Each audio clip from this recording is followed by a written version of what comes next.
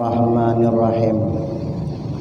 Masih kita melanjutkan tentang fudulul kalam atau berlebih-lebih di dalam berbicara. Masalah fudulul kalam itu sebahagian ulama mengatakan bahwa fudulul kalam itu akhirnya akan memasuki kepada perkara ghibah atau mengumpat orang lain. Sepakat para ulama atau ijma' ulama, para ulama salafus saleh, bahwa mengumpat itu adalah hukumnya haram dan berdosa besar melebihi daripada dosa zina. Itu kemarin pembahasannya ya. Akan tetapi ada yang diharuskan. Nah ini yang belum kita pelajari ini. Akan tetapi ada yang diharuskan mengumpat. Nah, bahkan dibolehkan menggibah itu, ya dah. Dan tidak mendapat dosa. Nah itu. Ini pelajaran hanyar, ya dah. Menghabiskan pelajaran yang apa dulu. Nah. Padahal dalam Al-Qur'an la yaktab ba'dukum ba'da ayuhibbu ahadukum ayyakula lahma akhihi maitan fakarihtumuhu. Nah itu ada. Dan janganlah menggibah atau menggunjing oleh sebahagian kaum akan sebahagian yang lain. Ya dah. Adakah engkau suka memakan daging saudaramu yang sudah mati? Artinya menggibah itu sama dengan memakan daging saudaramu yang sudah mati. Nah, coba. Fakarihtumu, ya. Maka apakah merasa jijik gitu nah. Ah itu yang kemarin pembahasannya. Akan tetapi ada menggibah ataupun menggunjing itu tidak harus ya dah, tidak sunat, tidak wajib, tapi harus, artinya tidak mendapat pahala, tidak dapat dosa. Yang pertama apa kata beliau? Yang pertama membubarkan wadah kemaksiatan, mengadu kepada yang kuasa, membubarkannya toh. Nah, di dalam pengaduan itu menceritakan wadah kemaksiatan, diceritakannya yang punya ini Pak, misalnya mengadu kayak itu, yang datang ini Pak, kerjaannya ini, itu sangat dilarang oleh agama, kami tidak senang, kami tidak suka. Diceritakannya lah keburukan di dalam kemaksiat itu. Dulu kata orang tungkal, tapi saya belum paham, belum tahu, cuman dengar cerita saja. Dulu katanya tahun 70-an apa ya dah. Nah, itu tahun 70-an orang-orang tua darat lah yang bercerita. Karena orang-orang tua saya waktu itu masih mengaji dengan nenek Subli itu, nenek Banjar tuh. Nah, orang tua saya dulu ngaji duduknya dengan beliau tuh lah, kada sekolah Latin ada. Jadi nenek Banjar itu cerita dulu mun ada orang buat maksiat di Tungkal nih katanya, misalnya bulan puasa orang buka toko kopi, bilangkannya sama nenek guru Daud toh, guru Haji Daud namanya Daud Arif yang almarhum pendiri PHI itu, bilangkan orang situ, dia dibilangkan tuh langsung datangi katanya. Datangnya rumah sih datangnya habis orang tuh buka tahambur buka. Ada yang macam-macam lah lari itu. Sama lah di darat dulu kan. Budak-budak ini biasalah namanya budak-budak. Rupanya ada yang SMS kawan dia polisi di Tungkal nih. Sekali datanginya pakai mobil, 4 yang dapat nangkap, yang lain ada gugur ke parit bukan. Ada terjun ke parit. Itu makanya. Nah, kita menceritakan aib-aib orang yang berwadah seperti itu tidak berdosa. Tidak berdosa kita. Artinya membubarkan wadah khamsat, mengadukan kejelekan itu. Kalau dulu ditakuti tuan guru, kalau sekarang tidak lagi. Tuan guru tuh kada ditakuti budak lagi, ya dah. Di jalan pun tuan guru tuh tidak dihormati orang lagi. Jarang sudah orang-orangnya yang menghormati orang-orangnya. Yang pengen barakah guru tuh cuman yang menghormati lagi. Yang lain tuh jarang sudah. Itu. Dulu, tapi itu cerita dulu ya dah. Dulu, itu orang tempat mengadu kepada Tuan Guru Haji Daud dulu. Sekarang ini tidak mempan lagi Tuan Guru, ngadu tuh ke polisi lah ya dah. Ke polisi lah mengadu. Itu jadi kita tidak berdosa menceritakannya. Itu pertama. Yang kedua, tidak berdosa juga menggibah atau mengumpat. Misalnya seorang perempuan ataupun seorang orang laki-laki, ya dah, minta kejelasan hukum dalam fatwa, dalam kejelasan hukum. Misalnya macam ini, seorang suami ya yang pelit, yang kikir, medit nih wong Jawa nih karane, ya dah, terhadap istri dan anaknya sendiri, pemalar. Lalu si perempuan tadi mengadukan kepada, artinya ya kepada orang yang bisa menyelesaikan masalah lah, ya, kepada hakim kalau sekarang ada, kepada ke pengadilan lah, kepada KUA lah nyamannya itu, mengadukan kepada KUA. Lalu beliau, istri tadi menceritakan, hakim katanya kan, ini bahasanya, aku nih belanja kurang, ya dah, kebutuhanku sehari-hari ini kurang dicukupi suamiku. Suamiku nih asik main judi aja dia, asik main perempuan aja dia. Jadi nafkah aku sama anak aku tuh kurang. Semestinya cukup aku anak dengan anak aku dengan aku sendiri ini sekurang-kurangnya sehari itu 100.000. Kadang kasihnya 50.000 cuman, kadang seharian tak balik, besok pagi balik. Mengadukan misalnya. Lalu si istri tadi menceritakan aib-aib suaminya. Nah, maka si istri tadi tidak berdosa juga menceritakan aib istri karena kelalaian istri dalam tanggung jawab. Itu. Ini sebahagian kan. Lalu kata istri, bagaimana ya hakim kalau duitnya ini kucuri, jabininya tadi aku curi untuk mencukupi kebutuhanku tadi. Lalu hakim memutuskan itu harus saja bagi kau mencuri, tidak berdosa. Macam itu. Tetapi kalau istri tadi dicukupi suaminya, misalnya kebutuhan dia berapa, 100.000. Ini duit 100.000 ya dah. Misalnya nafkah zahir batin dipenuhinya. Memang pekerjaannya main judi, tapi dah. Lalu istri mengambil duitnya tanpa bicara, itu dikatakan maling tuh. Dikatakan maling tuh. Jadi jangan mengambil duit suami, walaupun pekerjaan suami itu artinya ya tak ada diridai Allah lah. Cuman dia cukup, di rumah tuh fasilitas cukup. Nah ke pasar Honda ada, mobil ada, belanja cukup, ada. Tapi masih juga ngambil, sekalipun punya suami sendiri, tapi dihukumkan mencuri.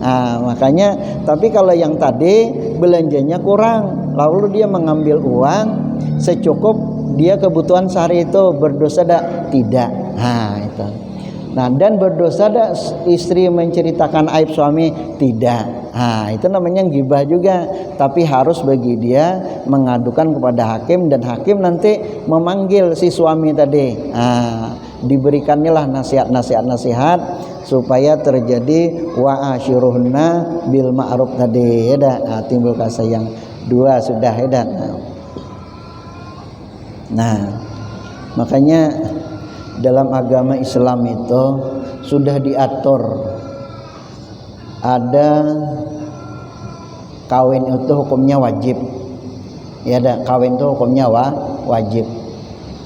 Macam mana supaya wajib itu? Kemampuan zahir dan batin ada, ekonomi memadai, rumah sudah ada, kendaraan sudah ada. cukuplah zahir dan batin itu cukup. Andai kata dia tidak kawin, ini bisa mengakibatkan perbuatan zina, maka hukumnya wajib dia kawin. Nah, wajib dia kawin toh, tidak kawin berdosa nanti. Nah, itu wajib dia kawin. Ya dah. Nah, makanya kalau orang Banjar bilang ini syarat kawin ini apa katanya? Waras, karas, beres. Asa waras, karas, waras, karas, beres. Ya dah. Artinya waras tuh orangnya normal. Ya dah. Punya kemampuan. Waras tuh akalnya sehat, punya kemampuan. Waras. Karas tuh barang tuh. Kalau barang tuh lintok jangan kawin juga. Ada baras itu artinya kebutuhan rumah tangga. Nah, itu orang Banjar bilang itu syarat kawinnya waktu deh waras, karas, baras katanya. Nah, tapi di agama itu, itu wajib hukumnya menikah. Nah, wajib hukumnya menikah. Kemudian ada juga sunat. Sunat nih dia punya kemampuan. Zahir dan batin mampu. Cuman andai kata dia tidak kawin, ya dah. Andai kata dia tidak kawin, tapi dia tidak melakukan perbuatan zina, itu harus saja. Cuman kata Rasulullah, laisa minni, itu bukan golongan umat saya, kata Rasulullah. Maka berkawinlah katanya. Ini dah. Nah, maka Al-Quran menyindir, wa ashiruhunna bil ma'ruf. Nah, itu kan arahnya ke sana bagi bahannya. Wa ashiruhunna bil ma'ruf, pergaulilah istri-istrimu ma'ruf dengan baik. Dengan baik itu penafsirannya, istri jangan disakiti dengan ucapan, badannya jangan disakiti dengan pukulan. Itu yang disebut dengan ma'ruf tuh ya dah. Jadi kalau hendak kawin tuh dipikirkan dulu, jangan ma'ruf. Jadi di antara lain kewajiban suami itu kalau perempuan minta jangan marah. Setelah kita nikahi dia, nah kita dukhul dia, maka sang istri tadi dia berhak minta buatkan rumah. Walaupun 2 dapa segi 4, dindingnya hatap. Aku dulu habis kawin gitulah, buat rumah 2 dapa segi 4, itulah sebagian kamar tamu tidak boleh lebih dari 4. Kalau lebih daripada 4 terbuat kakak lambu. Kecil nian rumah 2 depa cuman dapur sikit ya dah, bawahnya korongan hayam. Aku dulu kan belentik hayam, habis kawin tuh belentik hayam 7 tahun, mamanya buat cindol, anak 1. Bila tamu 4 kami tampung, kalau lebih dari 4 cukup tak kakak lambu kau nih. Paksa ngantri masuk ke rumah saya. Jadi hak dia, kalau bisa kita berkawin tuh jangan sampai dia minta buatkan rumah. Maka kata guru kami, kalau kawin itu, ingat nih pesan guru saya tuh, kalau kawin itu katanya jangan sampai terjadi masalah dengan keluarga bagian para rumah, cepat-cepat pindah. Itu kasih sayang, keakraban pasti terjalin lama. Tapi kalau kita diam roh mintuha sampai beranak sampai bercucu di situ terus, nanti pasti ada masalah. Kawan saya cerita, aku katanya nak pindah, dimarahi mertua sayang dengan aku katanya kan. Iyalah kau ustad kata kan, kau ustad sayanglah katanya. Mertua tuh memang suka dia dengan ustad tuh kan. Kalau di Banjar dicari inian ustad nih jadi minanto ditawari katanya. Tapi aku dia yang cerita kan. Cuman katanya di rumah tuh kok kada nyamannya sedikit katanya. Adalah abang ipar tuh sedikit katanya. Kalau aku lambat bangun, mana sawah atau bangun kalau sudah sawah. Disambutnya sawah katanya ular sawah. Ke masjid rajin tapi di rumah or guring terus. Itu katanya telinga aku udah tahan, akhirnya aku pindah juga katanya nyewa rumah. Tapi dengan mertua tuh baik. Cuman abang ipar tadi nyambut aku ular sawah katanya. Jadi kata guru kami jangan lama-lama rumah mertua tuh. Aku habis melahirkan 40 hari aku pindah, nyewa aku rumah pindah. Dia di rumah aku kada tahan juga. Makanya kita mau kawin itu siap-siapkan buat rumah walaupun kecil, dinding hatap terserah lah. Kalau istri setia dia ikutlah, dia ada milih dari rumah macam mana, yang penting hatinya bahagia. Orang-orang tua dulu tanyalah habis kawin mana ada diam rumah mintu halawalawas, dia pasti buat rumah dewe, berdikari dewe, tahu rasanya berapa beras, berapa acan, berapa asam tuh tahu dia. Itu makanya kalau kawin istri boleh haknya minta buatkan rumah. Yang kedua minta belikan pakaian. Jadi jangan marah kita kalau dia setahun 2 kali minta baju, lebaran haji, lebaran puasa, pergi pengantin itu perlu baju baru. Jangan bini kita dibilang orang macam foto, macam gambar ya, kasana sini baju kuning terus. Jadi dia berhak minta baju. Nah, kemudian pakaian, hak dia tuh ada boleh marah kita. Makanan tuh janganlah ikan keladi terus dengan ikan asin ya dah. Sekali-kali ikan bawal, sekali-kali gerut, sekali-kali hundang galah, ikan asin terus. Minta dia yang lain, minta belikan makanan durian, rambutan, jeruk, itu hak dia minta tuh. Nah, lalu kita belikan kalau kita ada duit. Makanya perempuan itu perlu mengaji agama tuh perlu. Jangan minta terus taunya. Awas sehari dapat di 50.000, 40.000, dia minta ikan gerut 80 sekilo. 3 hari neyong becak baru sekilo gerut. Makan sejam cuman selesai. Ada juga pengetahuan. Makanya ada namanya ada pengajian babul napakah tuh ada perempuan. Jadi perempuan itu kewajibannya makan sehari cukup ya dah, pakaian secukupnya. Kata Kiai Imran, pakaian perempuan ini sekurang-kurangnya, kewajiban suami itu ngasih perempuan itu 7 lembar pakaian katanya. 7 lembar ya dah, 7 lembar tuh. Kataku pakaian bini aku 2 lemari ada. Banyak ada. Allah. Makanan, pakaian, pendidikan. Nah, pendidikan tuh kewajiban kita. Lalu kalau kita tidak bisa mendidik dia masalah ilmu fikih, masalah ilmu tauhid, masalah ilmu tasawuf, tidak bisa mendidik, nah maka wajib suami ini mengantar kepada orang yang mengajarkan itu. Atau tidak mengantar, wajib mengizinkan dia belajar. Berdosa hukumnya suami melarang istrinya pergi pengajian. Berdosa suami itu, karena kewajiban dia yang mengajar tuh, karena dia bisa, maka disuruhlah hadir di majelis ilmu dan di majelis zikir. Itu masalah pendidikan dah. Jadi saya cerita dikit. Istri saya ini kan punya anak halus, masih anak halus lah, belum bisa dibawa orang ramai, ya nangis dia kadang-kadang macam-macam lah. Jadi di sana kan orang Jawa banyak, jadi dia selama punya anak kecil tuh parailah pengajian, ikut pengajian nih parai. Jadi kata Jawa-Jawa sana, dia nak pegian tuh kan dia ngumpul depan rumah tuh, nak pegian tuh ramai bang, 2 RT itu rumahnya hampir 200 rumah lebih sekarang nih. Begilir tuh. Jumat pagi itu saya pengajian begilir dari 2003 sampai sekarang.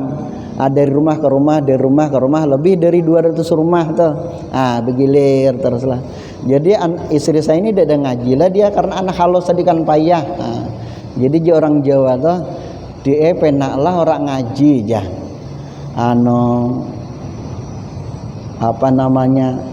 Suaminya ustadz dinyakan, nyamanlah dia ada ngaji, dia bisalah nanti aja buka kitab nang kamar berduaan ya kan, dia aja orang tadi nyamannya yang ngaji di rumah berduaan katanya.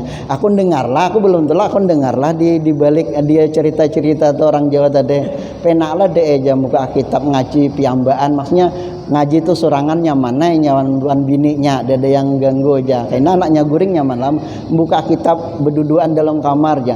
Dalam hati aku aja, kok seumur hidup aku dosa buka kitab dalam kamar berduduan, buka nang itu tupangnya aku buka. Malah lain kata aku. Jadi walaupun bini ustad kalau dia ikut ngaji, walaupun gurunya ustad seumur hidup tidak pernah membacakan kitab bini itu berduduan, tidak pernah. Entahlah ustad lain, aku tidak pernah membukakan kitab itu, tidak pernah. Kalau dia tidak ngajilah. Maka di sebelah rumah saya itu sekarang ada majelis namanya Majelis Ar-Raudhah. Itu lama sudah dibuka, dulu di rumah pindah ke sebelah. Majelis Ar-Raudhah itu kalau pagi minggu laki-laki perempuan tuh kumpul minggu pagi. Makanya saya sering diajak ustaz-ustaz sana untuk baiker subuhan itu saya tidak bisa, karena ba'da subuh tuh jam 6 kurang 10 menit saya sudah mulai bacaan sampai jam 6.30 saya bubar. Itu laki perempuan itu ramai. kemudian istighasahan malam Jumat nanti. Malam Jumat itu namanya istighasah kelewonan. Jumat kelewonan itu penuh majelis tuh. Jadi rumah saya beli rumah warga 2, saya jadikan 1. Itu di situ ya dah. Jadi nah sampai ke mana melayaunya nih. Jadi pendidikan tadi ya dah. Nah, pendidikan. Kalau kita mau punya istri yang kelima, perhatian. Jadi istri ini sekali-kali perlu juga perhatian ya dah. Itu namanya orang yang menggibah suami sendiri ya tidak berdosa karena apa tadi? Kekurangan belanja. Yang ketiga, tidak berdosa juga ya membuat orang takut karena su'ul adab. Tidak berdosa toh. Apa maksudnya? Buruk kelakuan. Misalnya gini, kita menyukai seseorang, mungkin perempuan lah yang hendak kita kawin ini, kita share betul. Karena bini kita yang lama meninggal, anggaplah kita duda keren ya dah. Anggaplah kita duda keren. Misalnya kan orang yang berduit, ya dah. Perempuan tuh cantik misalnya. Nah, lalu kita tanya dengan seseorang yang dekat rumahnya lah ya. Jadi kata yang Doren tadi, perempuan yang dekat rumah kau tuh bagus dak? Kata kita tadi, kita pengen, tapi kita tidak langsung bertanya kepada dia atau keluarganya. Jadi kalau menginginkan sesuatu orang lain atau ingin tahu dengan orang lain tuh tanya dengan kawannya atau tanya dengan samping rumahnya. Lalu kita bilang yang sebenarnya, ya dah. Itu yang disebut dengan qulil haq walau kana muran. Katakan yang sebenarnya tuh sekalipun itu pahit didengar oleh yang nanya tadi. Nah, lalu kita bilanglah, setahu saya, katanya kan, setahu saya dia tuh kawin sudah 3 kali kawin, 3 kali cerai. 3 ada lakinya gitu. Tahu orang-orang mana? Orang-orang berduit semuanya laki-lakinya tuh katanya kan. 3 kali nikah sudah 3 kali cerai katanya kan. Dengar-dengar dialah yang ceraikan, bukan lakinya katanya. Waktu dia berduit dia baguslah, lakinya bangkrut ceraikannya katanya. Lakinya bangkrut ceraikannya katanya kan.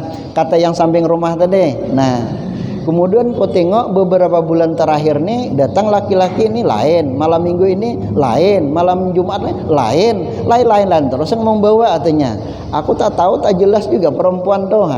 Itu sebenarnya menggibah dia, itu berdosa itu. Tetapi karena yang ada menanyakan ingin menjadikan istri lalu menggibah tadi, hukumnya harus tidak berdosa dia.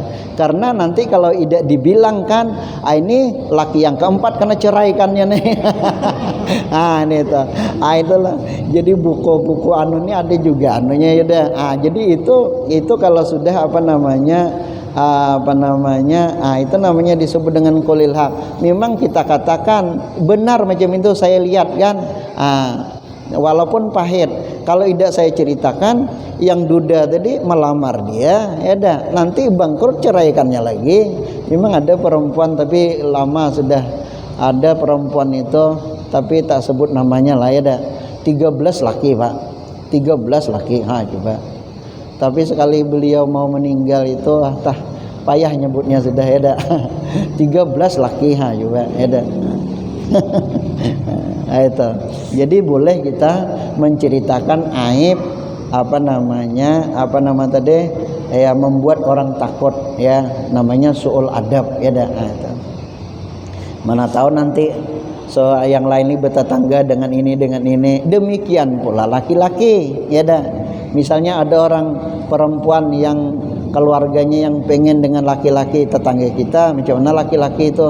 Kata kita tahu Bang Eda, kawan hari-hari. Betul lah, berkopiah haji tiap hari katanya. tapi malam kopi hajinya pacol katanya. Kalau malam pacol dia kopi hajinya, gawe dia belacak lah di ujung sana. Ada. Kita boleh membilangkan kalau membuat takut orang lain, artinya kalau dia menyatu dengan itu akibatnya apa namanya. Jadi boleh kita menceritakan aib yang sebatas kita tahu, tidak berdosa katanya, harus saja. Dan yang keempat, tidak berdosa juga menceritakan, yaitu orang Islam yang menzahirkan kejahatan di muka umum. Tak berdosa kita. Dia mengumbar kemaksiatan itu di muka umum, kita sebut, tak berdosa kita. Ya dah. Nah, misalnya macam mana? Yang kemarin sudah saya sampaikan tentang memelihara mata. Ya dah. Nah, innan nazara ila mahasinil mar'ah, memandang kepada lekuan-lekuan perempuan. Ya dah. Perempuan tuh pakai apa namanya mereka? Pakai apa? Ketat tuh, pakai celana ketat tuh, legging itu. Pakai legging ya dah, ada ketat nian, sama tubuhnya yang berjalan ya dah. Ada itu, atau apa namanya? Artis lah, katakanlah artis dia anu ya dah, diumbar-umbarnya aurat di TV itu. Se-Indonesiaan orang melihat. Maka kita tidak berdosa menyebut inol itu goyang bor goyang bor apa bor goyang, eda. Bor goyang apa goyang bor. Aduh inol itu minta mantapnya kita ada, itu besar dosanya kita. Itu udah berdosa kita karena apa? Anu apanya diubarnya ke muka umum. Itu ada.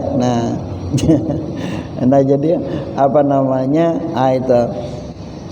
Nah, di apa kayak apa bagus juga katanya kalau badan tuh macam gitar anu ya dah, kayak gitar ya.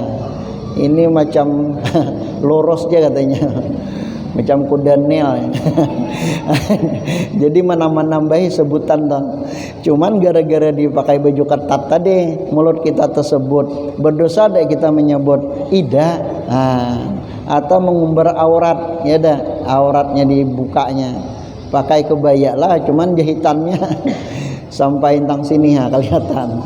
Kita sebut anak siapa tuh, aduh katanya terlewat nih gini ya, udah berdosa karena sengaja diumbarnya melihatkan auratnya itu.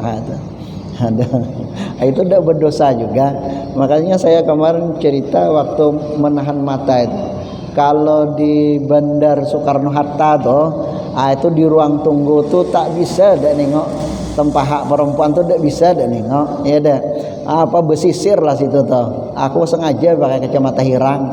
Aku kadang-kadang tak boleh juga lah ya dah.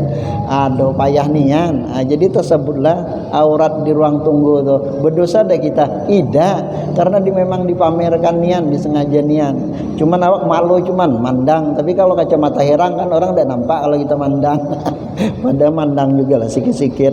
Aduh payah betul ya dah. Nah, yang kelima, tidak berdosa pula mengumpat.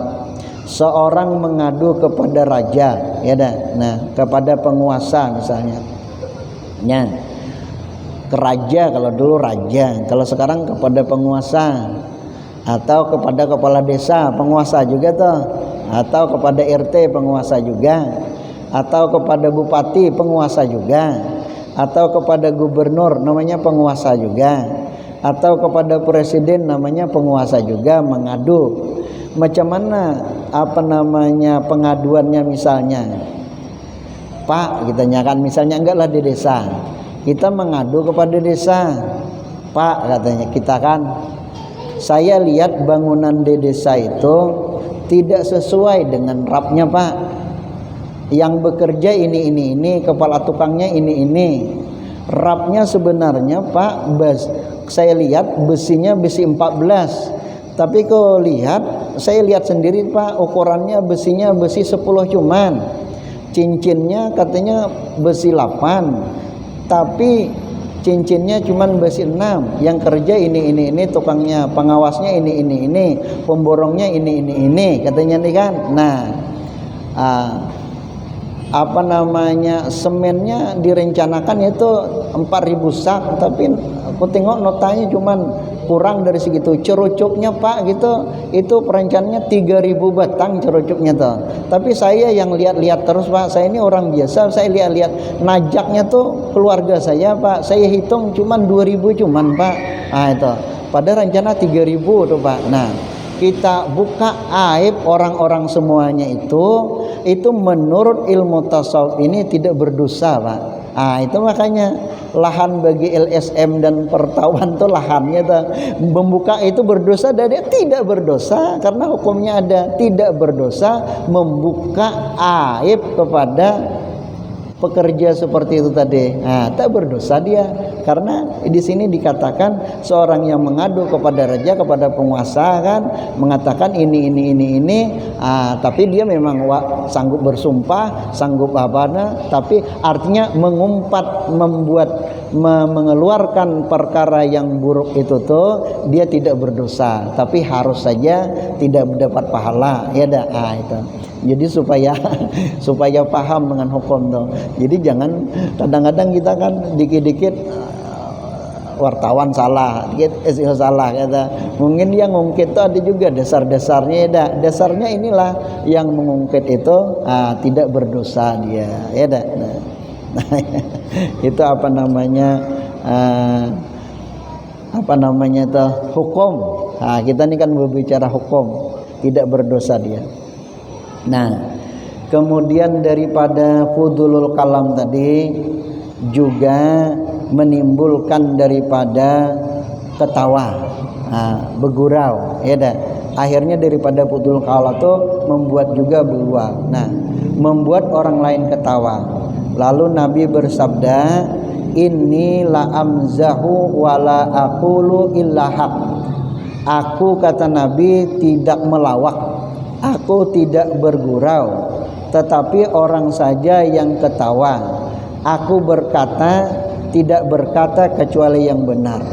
Lalu Nabi waktu itu bergurau-gurau, tapi padahal Nabi itu tidak bergurau, cuman yang mendengar ketawa. Apa kata Nabi? Wa qala Nabi sallallahu alaihi wasallam, la yadkhulul jannata ajuz. Ya kata Nabi, tidak masuk surga orang tua. Akhirnya sedihlah orang tua tuh. Orang tua-tua tuh sedih. Ajuz tuh orang tua, sedih. Lalu Nabi menyambung kalimat yang tadi. Kata Nabi, orang yang masuk surga itu sekalipun umurnya di dunia 100 tahun, ya Tuhan terlihat, tapi setelah masuk surga itu muda seperti 20 tahunan. Baru orang-orang tua itu tertawa. Nabi itu sebenarnya tidak membuat orang tawa, tapi bicara benar, tapi orang jadi ketawa, ya dah. Yang kedua cerita Gus Dur tuh lagi muda sudah wali katanya. Kan kemarin sudah saya ceritakan ya dah. Gus Dur tuh ditempeleng bininya pakai sandal, masih senyum dia ya dah. Minta duit masih dikasihnya duit lagi. Itu hebatnya dah. Itu Gus Dur tuh. Wali sudah, kata Kiai Hasan Basri dah. Masih wali itu. Jadi Gus Dur ini di dalam perjalanan sama kawan-kawannya lah, sama guru-guru lain, di perjalanan tuh katanya kan pas hari nisfu Sa'ban. Orang yang puasa nisfu Sa'ban itu katanya pahalanya sama dengan puasa 1 tahun. Wah, itu ya. Jadi Gus Dur ini dalam perjalanan pas tang hari ketemu rumah makan. Kata Gus Dur, "Per, stop. Nggak mampir dulu. Aku mau makan," kata Gus Dur. Ya dah. Jadi kata kawannya, "Ngapa Gus? Tak ada puasa sampai habis, kan setahunan kita dapat pahala. Kata Gus Dur, "Ndaklah, aku ambil setengah tahun jelas puasa," katanya. Jadi puasanya cuman dari jam habis subuh sampai jam 12, aku ngambil setengah tahun, kata Gus Dur. Itu gurauan juga ya. Tapi orang ketawa dengan pola pikir dia tan puasa. Pertama, tidak diwajibkan puasa karena musafir. Kata kawannya, "Kita sekarang puasa sehari tahan enggak lah," katanya. "Aku ngambil setengah tahun," dia katanya. Puasa setengah hari. Itulah gurau-gurau, tapi gurau-gurau itu ada pelajaran-pelajaran tersendiri ya. Nah, ada. Jadilah sudah ya. Aku ada janji dengan dokter itu obat habis sakit asam urat kumat ya, 2 hari sudah sampai sini jadilah ya sedang ya. Wallahu alam bisawab. Al-Fatihah. A'udzubillahi minasyaitonir rajim. Bismillahirrahmanirrahim. Alhamdulillahirabbil alamin arrahmanir rahim maliki yaumiddin. Iyyaka na'budu wa iyyaka nasta'in ihdinas siratal mustaqim siratal ladzina an'amta 'alaihim ghairil maghdubi 'alaihim waladdallin. Amin ya Allah ya Rabbal alamin. Bismillahirrahmanirrahim. Alhamdulillahirabbil alamin. Wassalatu wassalamu ala asyrafil anbiya wal mursalin wa ala alihi washabihi ajmain. Allahumma a'inna na'udzubika min ilmin la yanfa'u min qalbin la yakhsha. Zidna ilman nafi'a wa amalan mutaqabbala wa rizqan wasi'an halalan mubarakan fih. Rabbana atina fid dunya hasanah wa fil akhirati hasanah wa qina azabannar. Wa sallallahu ala sayyidina Muhammad wa ala alihi wasallam. Walhamdulillahirabbil alamin.